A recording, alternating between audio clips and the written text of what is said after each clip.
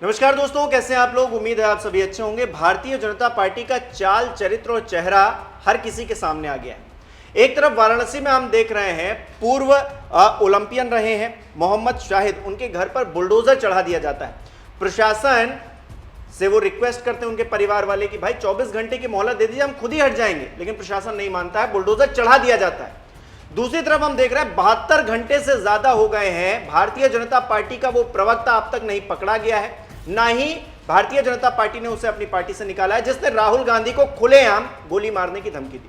ऐसे में क्या हो रहा है भारत के अंदर और भारतीय राजनीति में, बातचीत करेंगे। संजय शर्मा जी हमारे साथ मौजूद है। सर बहुत बहुत स्वागत है आपका। शुक्रिया सर, एक तरफ तो 24 घंटे की मोहलत नहीं दी जा रही है योगी जी की तरफ से, दूसरी तरफ भारतीय जनता पार्टी अपने उस प्रवक्ता पर इतना मेहरबान है कि अभी तक कोई एक्शन नहीं दिया गया, जबकि लीडर ऑफ अपोजिशन को गोली मारने की धमकी उसने सरेआम टीवी डिबेट में दी। हिमांशु, वो ये जो जिनका घर ढाया गया है, इनको बहुत बड़ा अवार्ड भी मिला है ना। हाँ, पद्मश्री मिला है। नाम क्या है इनका? मोहम्मद शाहिद। तो अब भी पूछ रहे हो कि बुलडोजर क्यों नहीं चलाया गया? लेकिन नाम ही काफी है। लेकिन अब तो वो अगर ये संजय शर्मा होते तो बुलडोजर नहीं चलता, हिमांशु सिंह होते तो नहीं चलता, हिमांशु गुप्ता होते तो नहीं चलता। अब नाम ही काफी है। अब बुलडोजर जिनके घर चले हैं, अभी भी कहना पड़ेगा कि पूरे देश के लोग कह रहे हैं मुसलमानों को छांट छांट के बुलडोजर चलवाए जाते हैं। अभी भी कहना पड़ेगा कि जितने एनकाउंटर होते हैं उसमें पता नहीं क्यों मुसलमानी अपराधी ज़्यादा नजर आ रहे हैं। मैंने नाम गिनाया था पहले भी, विनीत सिंह, सोनू सिंह, धनंजय सिंह, अभय सिंह, ब्रजेश सिंह, सारे संत महापुरुष इस प्रदेश में। किसी के घर बुलडोजर चला, सब कहा जाता है कि ठाकुर साहब है, मौज है। एक सांसद थे रामजी लाल सुमन, दलित सांसद थे, उनके खिलाफ करणी सेना अभियान चलाती है, खुलेआम तलवारें लहराते हैं, हथियार लहराते हैं। एक आदमी कहता है अखिलेश यादव की जवान काट लेंगे। करणी सेना क्षत्रियों का बड़ी सेना है, क्या बुलडोजर चला? कांवड़ यात्रा पे गए थे लोग, गाड़ियां तोड़ दी गई लोगों की, होटल तोड़ दिए गए, लाइव वीडियो लाए, क्या बुलडोजर चला? और तो छोड़ो, बरेली में तौकीर रजा के घर भी बुलडोजर नहीं चलेगा, क्योंकि तौकीर रजा ने वो जमीन दे दी है जिस पे हिंदू मुसलमान की राजनीति हो सके। करणी सेना वाले तो कह रहे हैं तौकीर रजा साहब मिल जाएंगे तो उनको हम उठक बैठक लगवाएंगे, कुकड़ू क्यों करवाएंगे। मैं बरेली में स्टार न्यूज का हेड रह चुका हूं, मैंने तौकीर रजा साहब के घर चाय भी पिया है, खाना भी खाया है। और बरेली में किसी से पूछ लोगे तो कहेंगे तौकीर रजा भारतीय जनता पार्टी के सबसे प्यारे बालक हैं, सबसे प्यारे हीरे हैं। अगर तौकीर रजा ये आग नहीं लगाएंगे तो भारतीय जनता पार्टी चुनाव जीत ही नहीं पाएगी। ना जाने बरेली में कितने चुनाव तौकीर रजा ने जिता दिए हैं। जिस तरह ओवैसी साहब है, भाजपा के लिए बड़ी मदद कर देते हैं, वैसी तौकीर रजा है। ये वो नायाब हीरे हैं, ये वो नायाब नगीने हैं जिनकी वजह से पूरा धरातल तैयार होता है। आप देखिए ना, योगी आदित्यनाथ पे बनी फिल्म पिट गई। कारण ये था कि ये गंजे साहब हैं, टीवी चैनल वाले उनको राजनीतिक विश्लेषक कह के बुलाते हैं। हकीकत ये है कि वो भारतीय जनता के पार्टी के प्रवक्ताओं से भी आगे प्रवक्ता है। योगी जी पे किताब लिखी, आजकल किताब बेचने में लगे रहते हैं। सूचना विभाग ने हज़ारों लाख रुपए की किताब सुनाए खरीदी है, बाकी विभाग खरीद रहे हैं। उन बेचारों ने योगी को फंसा दिया, कहा कि आपके ऊपर पिक्चर बनेगी तो इतने बम्पर हिट होगी, लोग शाहरुख खान और सलमान खान की पिक्चर भूल जाएंगे। अब बेचारे योगी जी भी आ गए, वाकई में मेरे ऊपर पिक्चर बनेगी, इतनी हिट हो जाएगी। बन गई picture, super super super flop हो गई। योगी जी का जो भ्रम दिल्ली में था, मोदी और शाह को था कि अगर योगी को हटाया तो मुसीबत हो जाएगी, वो भ्रम भी खत्म हो गया। भाई पिक्चर बनी, लोग देखने नहीं आ रहे। जब तक योगी जी की पिक्चर पे चर्चा हो, अखिलेश यादव मजाक उड़ाए, तब तक तौकीर रजा फिर कट हो गए। आई लव मोहम्मद पे एक विवाद पैदा कर दिया। कल तो ओवैसी की पार्टी के असीम वकारों ने, मुझे उनका बयान बड़ा अच्छा लगा, उन्होंने कहा मोहम्मद साहब का नाम लिया जाएगा तो श्रद्धा से लिया जाएगा।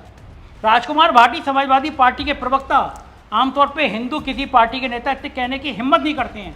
उन्होंने कहा कि मोहम्मद साहब अकेले ऐसे थे, वो धर्मगुरु भी थे, वो राजनेता की तरह अपने धर्म समुदाय को नेतृत्व भी देते थे, वो अकेले ऐसे इंसान थे। तो राजकुमार भाटी ने कहा कि मैं मोहम्मद साहब को बहुत प्यार करता हूँ। मैंने कहा मैं भी करता हूँ, मैं आई लव मोहम्मद कह दूँ, जय श्री राम कह दूँ, भगवान श्री राम कह दूँ।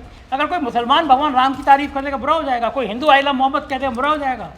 लेकिन ये ग्राउंड जो होती है ना, ये ग्राउंड राजनीति के वो धरातल है जिस पे खड़े होकर हिंदू मुसलमान की एक राजनीति पनपती है, फलती है। और उसमें जब राजनेताओं की कुर्सी टगमगाने लगती है तो ये ऐसी पौध है जिसमें थोड़ा सा खाद डाल दो और फसल दिखने लगती है। तो फिर बुलडोजर चलाते हैं तो ये देखते नहीं है कि इस खिलाड़ी ने इतना सम्मान किया, इसको पद्मश्री पद्म भूषण जैसे अवार्ड मिले हैं, उसके घर बुलडोजर चल जाएगा। लेकिन ऊंची जातियों के घर थोड़ा बुलडोजर डर जाता है, ये ऊंची जाति के लोग इन पे बुलडोजर थोड़ा नहीं करना चाहिए, पिछड़े हैं, दलित हैं, मुसलमान हैं, तो ठीक है, कहाँ इनकी आवाज़ कौन सुनेगा, बड़ा शर्मनाक है। अच्छा, आपने क्योंकि नाम के जिक्र से इतनी कहानी सुनाई, तो केरल में जो प्रवक्ता है उसका नाम प्रिंटू महादेव है, तो क्या यही वजह है कि उस पर कोई एक्शन नहीं हो रहा है, कोई उस पर कार्रवाई नहीं हो रही? हिमांशु जी, आप केवल उस छोटी सी, आप केवल एक डाल को पकड़े, आप जड़ को देखिए ना। चैनल किसका था? अंबानी का चैनल था। अंबानी के चैनल में बैठ कर राहुल गांधी की हत्या की धमकी दी जा रही है। कितना अंबानी ने कहा होगा, देखिए मोदी जी, जो मैंने ट्रम्प के संग किया मैं माफ़ी मांग रहा हूँ, अब तो मैंने अपने चैनल में बैठ कर राहुल गांधी को हत्या की धमकी दिला दी। तो अब तक तो मेरा चैनल नेटवर्क 18 जो हिंदू मुसलमान करता था, अब तो मैं उससे आगे निकल आया हूँ। अब देखिए, मैं लाइव नेता प्रतिपक्ष को जान से मारने की धमकी दूंगा। और मुझे लगता है कि भारतीय जनता पार्टी के सिरमौर नेताओं ने कहा, वाह शाबाश, तुम्हारे जैसी तो लोग चाहिए हमें।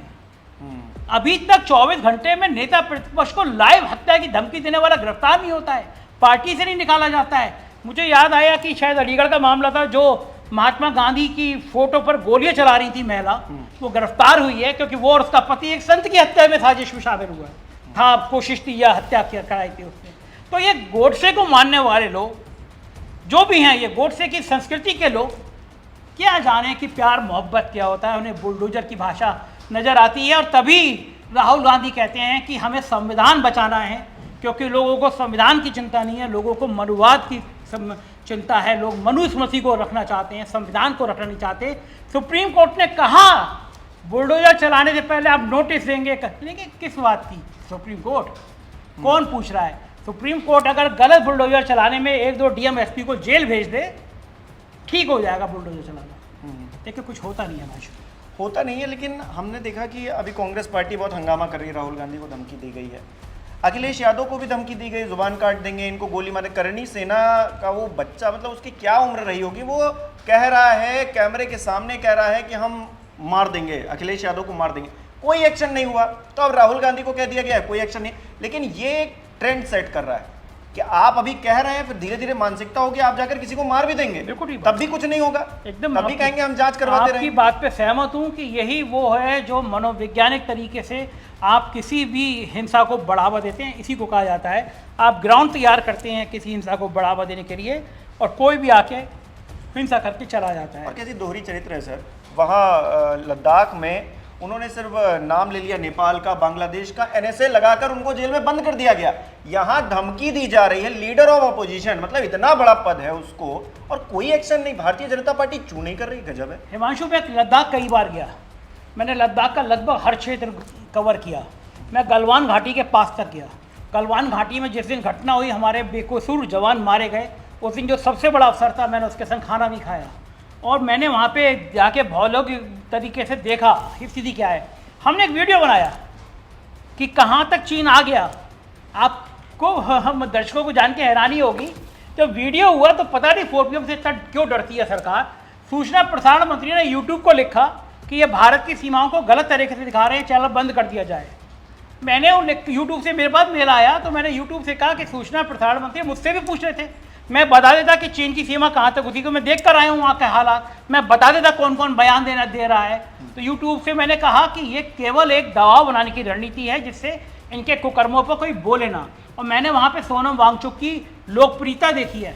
एक आदमी वहाँ का क्या कर रहा है, वो जो आपने घोषणा पत्र कहा है चुनाव में, उसी को तो बचाने की बात कर रहा है, वहाँ के जलवायु को तो बचाने की बात कर रहा है। आप सोचिए, ग्लेशियर पिघल रहे हैं, उत्तराखंड में क्या क्या त्रासदी आ रही हैं, उत्तराखंड की सरकार माल कमाने में व्यस्त है, नौजवान जैन जी सड़कों पर है, और एक सोनम वांगचुक कह रहा है कि पर्यावरण बचाओ, हमारे लद्दाख के हक दो, आप एनएसए में बंद कर दे रहे हैं। एक्चुअल में तानाशाह को डर सबसे बड़ा यही होता है कि उसको लगता है कि लोग उससे कहीं डरना ना बंद कर दें।